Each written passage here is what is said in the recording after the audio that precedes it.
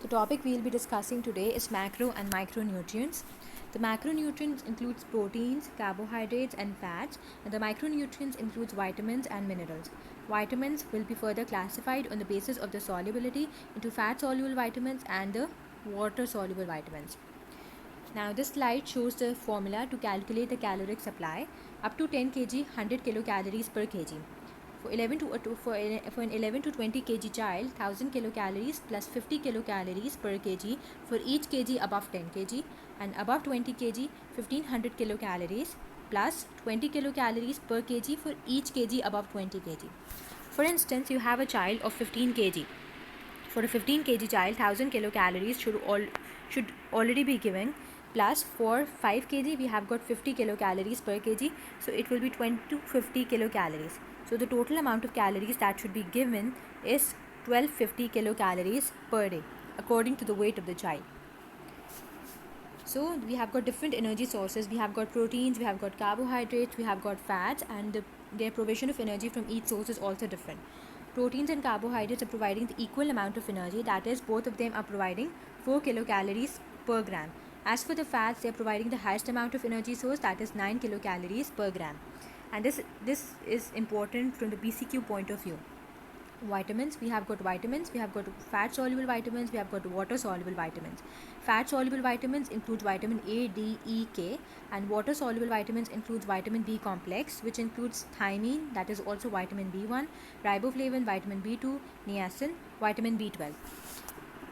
The difference between both of them is on the basis of the solubility. The fat soluble vitamins, as the name indicates, it's soluble in the lipid and they can be absorbed from the intestines by the chylomicrons. As for the water soluble vitamins, they are not absorbed in the lipid and they are soluble in water, and secondly, they cannot be stored in the body for a large amount of time. The exception over here is vitamin B12 only, that can be stored in the liver for years. The fat soluble vitamins, in contrast to the water soluble vitamins, can be stored in the body stores for a longer period of time. Now vitamin A is basically a steroid and it's a fat soluble vitamin. First of all, this column is for the functions, and this is the deficiency that would be occurring if vitamin A stores are inadequate. First of all, visual functions.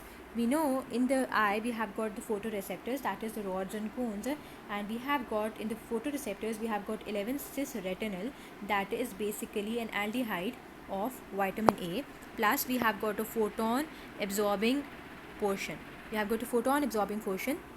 So when the light is going to fall on it, the photon absorbing portion is going to absorb the light and it's going to convert the 11 cis retinal into 11 trans retinal, and there will be a cascade of reaction by which the signals will be conveyed to the bipolar cells, the ganglion cells, and ultimately to the optic nerve and then to the occipital lobe, and this is how you visualize an object. So vitamin A, as this cascade indicates, it's very important in the visual function. So if there's deficiency of vitamin A, you will actually be having problems with the dark adaptations, that is night blindness, nyctalopia. Again, vitamin A helps in maintaining the integrity of the epithelial structures of the GI tract, respiratory tract, skin, and the eyes. So any deficiency of vitamin A would be manifested over here. For instance, you can actually have conjunctival and corneal xerosis, that is the drying of the conjunctiva and the cornea, Bitot spots. Bitot spots are made up of keratin and Corynebacterium xerosis, that is a bacteria. Xerosis, overall the skin would be dry, and recurrent episodes of diarrhea and respiratory infections, as a turnover of the epithelium in the GI and the respiratory tract is also impaired. Next function is, that is vitamin A deficiency causes excessive keratinization.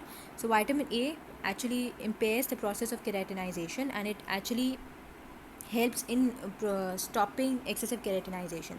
So you can actually expect excessive keratinization. So over here, keratomalacia, that is the wrinkling and the clouding of the cornea. Keratosis, that is toad skin due to excessive keratinization of the skin. Follicular hyperkeratosis, that is the hair follicle gets plugged up with keratin. Next function of vitamin A is it helps in the utilization of iron for hemoglobin synthesis, and so there is a deficiency of the iron stores and you can expect anemia to be there. It also strengthens the immune system, so the impaired immune response would actually result in increased frequency and severity of infections, and that is the reason, that is why during measles a child is given vitamin A in order to reduce the severity of the measles infection. Vitamin A toxicity is also of concern. There is a condition that is known as pseudotumor cerebri that occurs due to vitamin A toxicity. There are also other causes, but one of the causes is also excessive levels of vitamin A. So, pseudotumor cerebri is a condition in which there are symptoms of increased intracranial pressure. That is, we have got headache, dizziness, double vision, seizures. But one thing that needs to be remembered is that there are no focal neurological deficits present over here in cases of pseudotumor cerebri. It's also known as idiopathic intracranial hypertension. That is, there's hypertension, but the cause is unknown, that it's idiopathic. Apart from that, vitamin A toxicity would also result in dry skin and mucous membranes, liver dysfunctions. You might have impaired liver enzymes.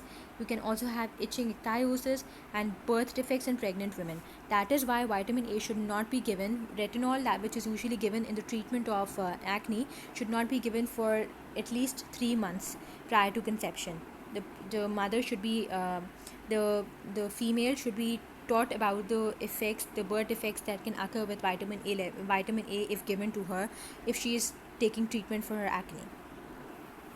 So these are the guidelines for the usage of vitamin A. We have got 2 capsules. There's a red capsule and there's a blue capsule. This is important from your clinical point of view. So, for instance, between 6 to 12 months, 1 lakh international units is given. And if the child is between 1 to 5 years, 2 lakh international units is given. And there's a blue capsule that has got 2 lakh international units. In less than 6 months, usually we don't give the child vitamin A less than 6 months. It's only given in case of the below mentioned conditions, and the units are also a bit lower, that is 50,000 units is given. In severe protein energy malnutrition, recurrent to persistent gastroenteritis and measles, vitamin A is usually given as a single dose. But if the signs and symptoms of deficiency are present, then the dose is actually repeated on day 2 and day 14. And the dose is given according to the age that was mentioned over here. Vitamin D. Vitamin D, again, it's the fat soluble vitamins. We have got, now this is basically the cycle by which the vitamin D is produced. The 7-dehydrocholesterol is present in the keratinocytes, and on exposure to the UV rays, the 7-dehydrocholesterol is converted into cholecalciferol. When that cholecalciferol goes to your liver, there is an enzyme that is 25-hydroxylase that converts the cholecalciferol. It hydroxylates it at 25th position, and it converts it into 25-hydroxycholecalciferol. Then this thing goes to your kidneys, and over here this enzyme is present, that is 1-alpha hydroxylase, and it's over there, it's going to convert it into 125 dihydroxycholecalciferol. Vitamin D, the main function of vitamin D is actually maintaining the blood calcium levels. And how does it do? It's going to cause blood calcium levels is maintained. It's going to cause increased absorption of blood calcium from the intestines, and also, if required, it's going to cause the osteoclastogenesis and ultimately the resorption of the bone in order to maintain the blood calcium levels. Deficiency states. In growing child, it's going to cause rickets. Remember one thing. In order to understand the pathophysiology of rickets, you need to know how inchondral ossification takes place. First of all, we have got a mesenchyme. That mesenchyme, first of all, gets converted into chondrocytes. The chondrocytes, they will be laying down the matrix that is made up of collagen and the gags. Next, the angiogenesis occurs that brings the osteocytes. The osteocytes, they start laying down the bone, and then that bone is going to be mineralized by the deposition of calcium. Remember, vitamin D deficiency would result in low calcium levels, and ultimately those low calcium levels will be affecting the mineralization of the bone. So in case of a growing child will be having problems with the growing of the skeleton. In adults, it causes osteomalacia. In osteomalacia, the bone is already formed, there is a problem, and there is demineralization happening. That is what differentiates between rickets and osteomalacia. Rickets is a problem of the growing bones. In osteomalacia, the bones are already formed and they will be demineralized due to low circulating levels of calcium. Infantile tetany would happen, it's basically involuntary muscle spasm due to low circulating calcium levels. The low circulating calcium levels would result in overstimulated nerves and ultimately involuntary muscular spasms. Growth retardation One of the reasons of growth retardation again is vitamin D deficiency. This is important because this is assessment of a child with rickets. Again, as we talked about earlier, that ricket is a problem of the growing bones. So let's start with the head. We'll be having delayed closure of fontanelles. The anterior usually closes at around 18 months and posterior at around 3 months. If there is a delayed closure, they will be closing beyond these expected ages. We will be having frontal bossing again. Frontal bossing will be due to the excessive laying down of the demineralized osteoid. Craniotapes is a condition in which there is a ping pong ball sensation that is due to the demineralized outer table of the skull. This is the outer table, this is diploid in between, and this is the inner table.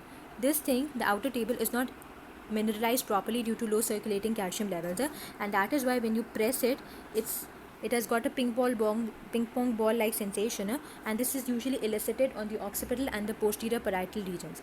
Caput quadratum is basically the excessive osteoid deposition at the parietal and the frontal level, and the posterior flattening of the occiput due to as the child is continuously lying in the supine position. For the teeth, there will be delayed eruption of teeth and defective enamel. Chest, you can actually have rachitic rosary. They are bead-like projections on at the costochondral junctions due to that is usually present in rickets. And in contrast to the scorbutic rosary, which will be present in vitamin C deficiency, they are non-tender and nodular. You'll be having pigeon chest, in which the sternum is pushed inwards. Harrison sulcus, that is a groove that is present at the lower end of your ribs. Stature, you can expect a short stature with vertebral anomalies like kyphosis, scoliosis, and diffuse bone pain. Abdomen, again, calcium deficiency would result in hypotonic muscles, resulting in pot belly, a protuberant abdomen. Extremities, we'll be having widening of the wrist. Again, that is due to the ineffective calcification of the osteoid at the metaphyseal region. We'll be having bowing of legs due to muscle pull, genu valgum, in which we have got an angle of Q angle that is more than Q angle of more than 20 degrees present in genu valgum. That is also known as knock knees. We will be having green stick fractures in children, are very common in cases of rickets. So you need to have an idea of the problems that you might face in a child with rickets. This is a classical X-ray of a child with rickets. The best site for the X-ray in rickets is basically the wrist joint. So if you see the overall bone density is reduced, obviously that is osteopenia due to calcium deficiency. And secondly, there is a widening of the metaphyseal region that is present due to excessive non-mineralized osteoid, and usually it's most evident on the growing ends. That is the wrist, the distal end of femur, the proximal ends of tibia, and the costochondral junctions. Remember, we have splaying. Splaying was the widening of the metaphyseal region. We have got fraying over here, that is irregular metaphyseal margins, and cupping, that is the concavity of the metaphysis.